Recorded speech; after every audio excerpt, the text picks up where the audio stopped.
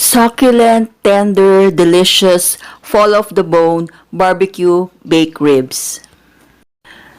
There are only two easy steps to make a tender and delicious baked barbecue back ribs. This is a technique that I have learned and I want to share this to everybody. It's really, really delicious and so easy to do.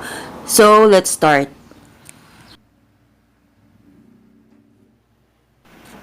Let's prepare our dry rub.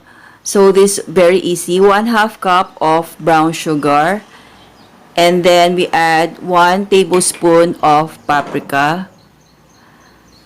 1 tablespoon of garlic salt. Or if you have 1 teaspoon of garlic powder and 1 teaspoon of salt. And then add cracked black pepper. Then we'll just mix everything together until it is thoroughly mixed. This recipe is just good for 2 people. So I prepared only a half slab of pork baby back ribs. So this is how it looks like. And then there's our dry rub. This is our first step. We'll just incorporate the dry rub in the baby back ribs. Okay, so be generous in putting the dry rub there. And then the next thing to do is to just massage the dry rub into the meat. Massage it very well.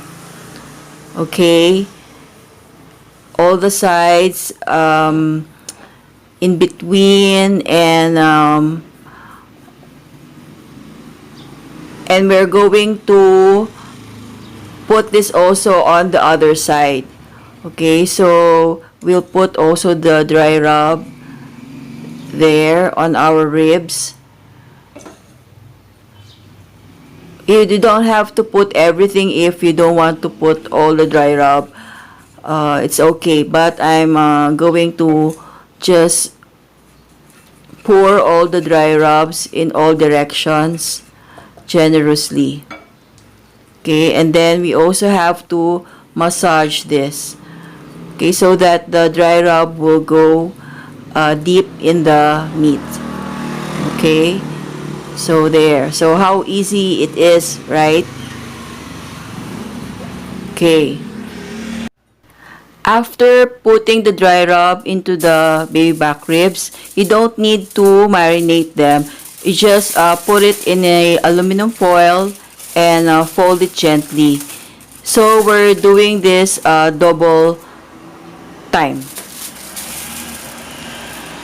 Okay, so this is another layer of aluminum foil. So after wrapping it, we're going to bake this for 180 degrees Celsius for 90 minutes.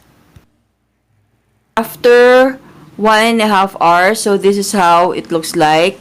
Actually, it's already very soft. As you can see, I tested it with a fork and it's already very tender.